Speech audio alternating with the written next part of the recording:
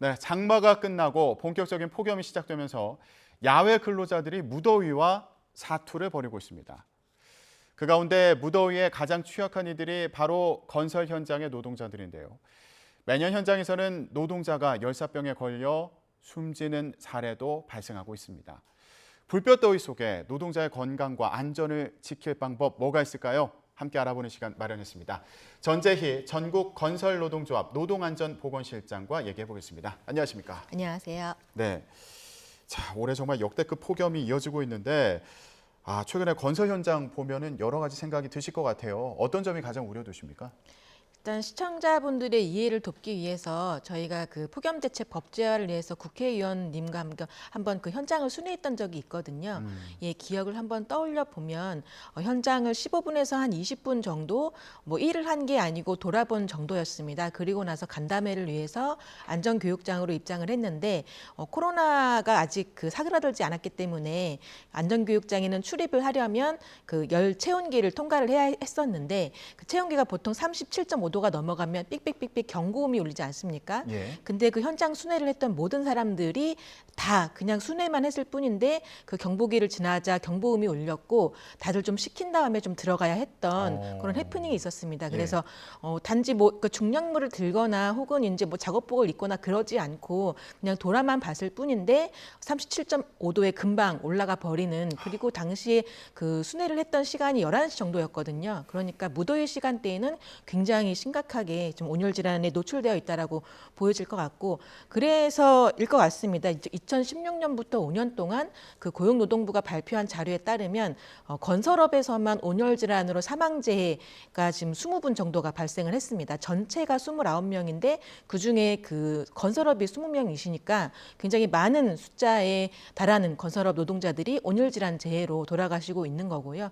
그리고 작년만 하더라도 그 고용노동부가 7월 한 달 동안만 건설업에서 폭염기 온열 질환 그 노출되어 가지고 사망했다라고 열사병으로 사망했다라고 추정하는 경우가 5분이나 계셨었습니다. 예, 그래서 그 정도로 좀 심각한 상황입니다. 근데 예. 역대급 폭염이라고 하니 좀 긴장을 안 할 수가 없는 상황입니다. 그러니까요. 폭염 오는 날에는 실장님 전화기가 뭐 네. 불이 난다 뭐 이런 네, 얘기도 네. 있더라고요. 어떤 얘기들 하시는 거예요?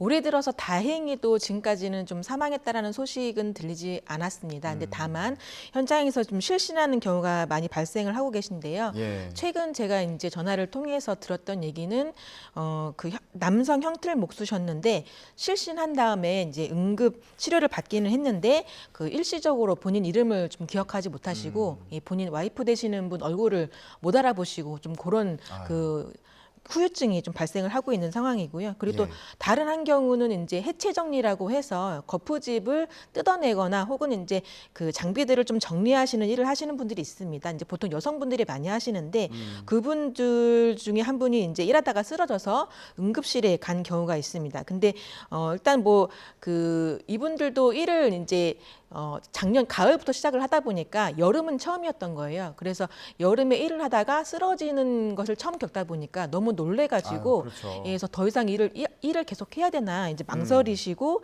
그러면서 그 사측에서도 좀 그만 나왔으면 좋겠다 이런 이야기를 듣다 보니까 이제 전화를 걸어서 어떻게 했으면 좋겠는지 이제 이런 전화가 좀 많이 오는 거고요. 보통 온열 질환 재해라고 하면 열사병이나 일사병 그다음에 열탈진 그런 것들이 포함이 되는데 그런 온열 질환 재해 외에도 뇌경색 같은 다른 질병 재해에도 이런 폭염 기후가 영향을 끼치는 걸로 좀 나타나고 있습니다. 예. 저희 조합원 사례인데 이를테면은 지금 뇌경색이었는데 산재 승인을 받은 거죠. 이제 근로복지공단에서 폭염 횟수가 계속 되었고 그리고 중노동을 하는 게 건설 현장 1위기 때문에 이 뇌경색 같은 경우에도 산재 승인을 받게 되는 그런 좀 결과들이 있었고 이런 경우에도 이제 예. 저한테 연락이 오는 거죠. 예, 실제 현장에서 느끼기에는 어느 정도로 더운지 이 얘기도 좀 해봤으면 좋겠는데 요즘에 뭐 날씨가 한 뭐 35도 된다 이런 얘기 흔하게 듣잖아요.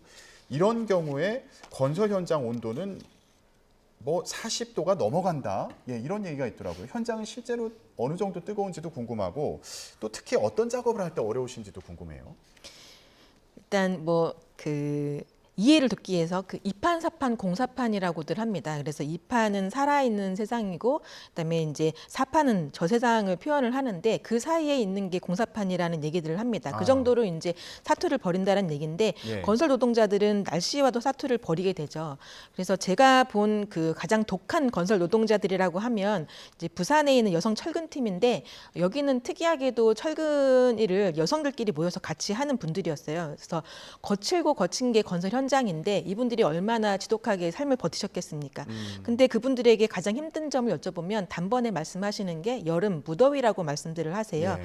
그래서 갈굴이라는 장비를 가지고 철근이 바닥에 날줄과 씨줄처럼 엮여 있는데 그거를 오리걸음하면서 엮으시거든요. 매듭을 매는 게 이제 그분들의 역할인데 그분들 말씀으로는 이제 사우나 왔다라고 생각을 하면서 그렇게 긍정적으로 좀 버티신다라고를 합니다. 철근은 더 뜨거울 거 아니에요. 그렇죠. 철근이 내뿜는 열기들이 있어서 상당한데 저희가 그래서 그 작년에 130개 현장에서 온습도계를 설치해서 직접 한번 온도를 재봤어요. 그래서 7월 중순부터 8월 중순까지 한 달 동안 온도를 측정해 봤는데 거기서 보면은 평균적으로 보니까 한 36도 정도 예. 다다르고 있더라고요. 그리고 가장 높은 데는 52도도 좀 육박을 했습니다.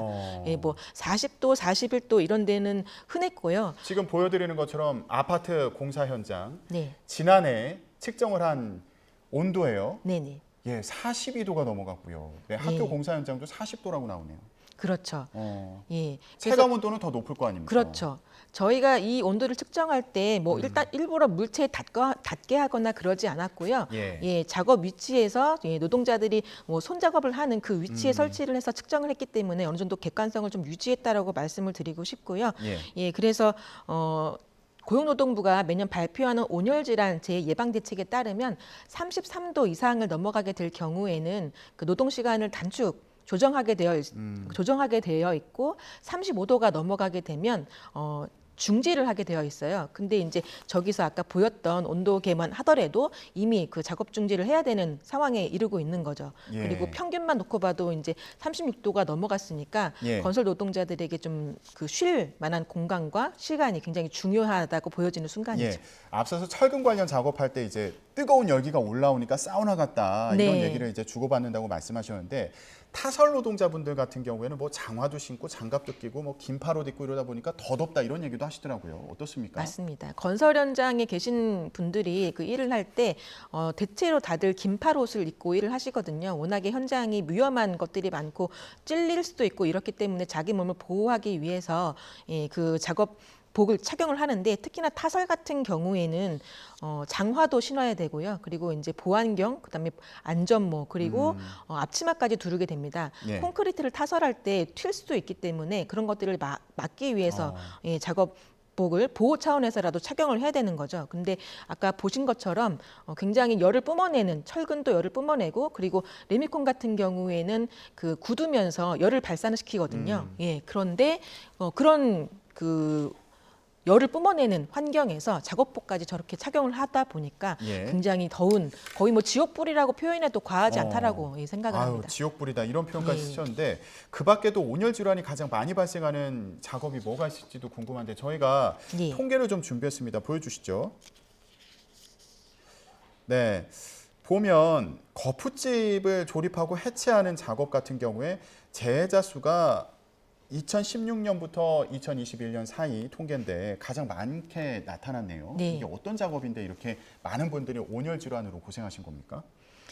현장 용어를 조금 말씀드리겠습니다. 저희 그 지상층 작업을 이제 본층 작업이라고 말씀들 많이 하시고 그리고 알폼 노동자라고 좀 표현을 많이 합니다. 근데 그 알폼이 보통 이제 판 하나당 거푸집 판 하나당 평균 무게가 30kg에 달하거든요.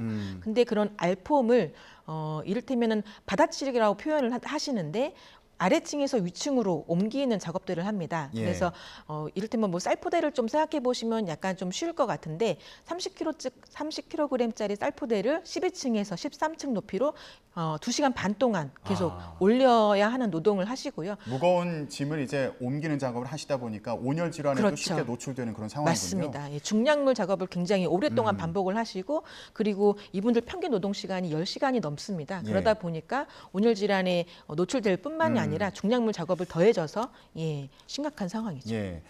자, 그런데 저희가 저 빨간색으로 표시한 게 지금 저런 작업을 하다가 온열 질환으로 인해서 그렇죠. 돌아가신 분들의 수치인 거예요? 네, 네, 맞습니다. 그래서 그 앞서 말씀드렸던 그 알펌 하시는 분들이 거푸집 해체 설치하시는 분들이에요. 가장 많은 재해자 수와 사망자 수를 보여주고 있는 작업이고 이분들이 가장 옥외에 노출되어 있고 햇빛에 가깝고 그리고 예. 중량물 작업을 하시는 분들인 것 같습니다. 예.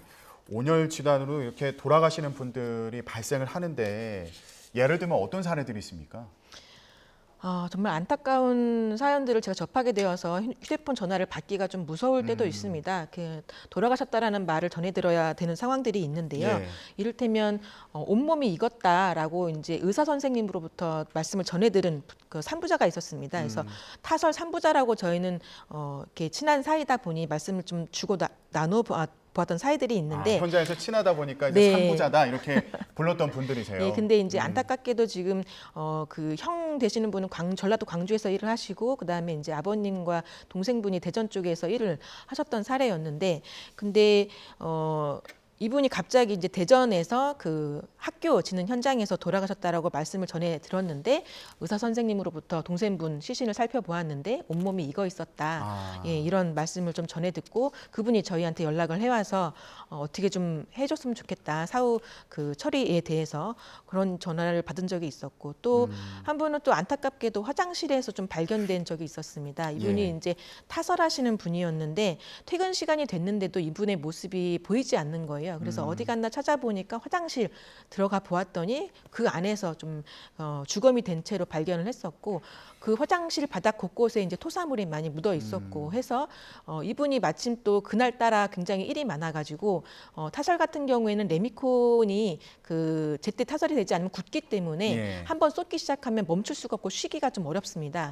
근데 그나마도 좀 못 쉬다가 점심 먹고 바로 다시 일이 투입되어서 일을 하다가 또 냉방 장치 같은 게 좀 부실했던 화장실에서 이렇게 목숨을 거두온 사례가 있었던 것 같습니다. 자, 이런 사례를 이제 근절하기 위해서, 없애기 위해서 휴식을 하는 게 중요할 것 같은데 저희한테 보내주신 영상이 있어서 좀 같이 보면서 얘기를 해보도록 하겠습니다. 영상 보여주시죠. 자, 지금 보시는 영상 이게 건설 현장에서 직접 촬영하신 영상인가요? 예, 맞습니다. 예, 이게 지금 누워 계시는데 저기가 휴게 공간입니까? 휴게 공간이 아니죠. 그 7월 30일 어제 촬영했던 영상이고요. 서울에 있는 아파트 현장입니다. 휴게 공간이 있었다면 건설 노동자도 사람인데 휴게 공간에서 쉬었겠죠. 근데 충분치 않거나 혹은 없기 때문에 아무 데서나 한 대짬을 자고 있는 거고요. 그늘만 막을 수 있다면 그곳에 어디든 들어가서 저렇게 합판이나 스티로폼 혹은 이제 신문이나 뭐 이런 것들을 깔고 누워서 이제 쉬시는 게 일반적인 모습입니다. 저게 특이한 모습이 아니고 대다수 현장에서 저렇게 쉬고 있는 상황입니다. 대부분 건설 현장에 가면은 저렇게 그냥 바닥에 나무 네, 합판 같은 거 합판을 깔고 깔고서 이제 누워서 쉰다. 휴게 공간이 따로 마련되어 있는 곳은 없습니까?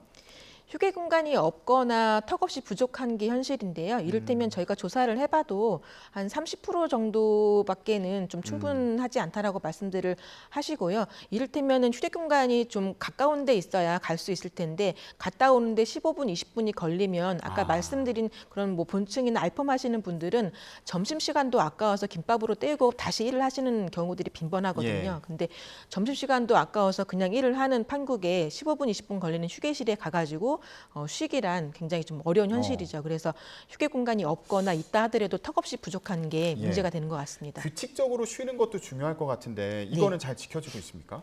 규칙적으로 쉬는 거 굉장히 중요하죠. 저희가 그 온도를 측정한 그 시간대도 이제 오후 2시였는데 굉장히 온도가 높게 나타난 걸 확인했지 않습니까? 그래서 고용노동부 폭염 대책에 따르면 그 휴식 시간을 규칙적으로 갖게 되어 있습니다. 33도 이상일 경우에는 10분 매 시간 그리고 35도 이상일 경우에는 매 15분 정도 쉬게 되어 있는데 저희가 뭐 설문조사를 해보아도 규칙적으로 쉰다라고 답변하시는 분들은 30% 이내로 나타나고 있습니다. 거의 보니까 뭐 재량껏 쉰다 이렇게 답변하신 그쵸. 분들이 절반이 넘는 것으로 나타났더라고요. 예, 그럼 뭐 본인이 알아서 쉬는 거예요?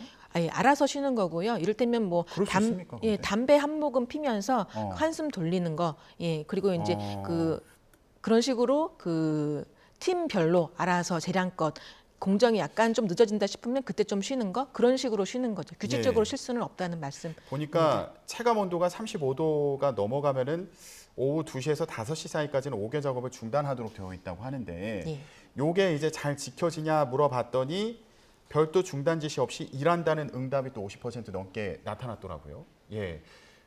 요거는 배경이 뭐라고 봐야 되나요? 이런 상황은.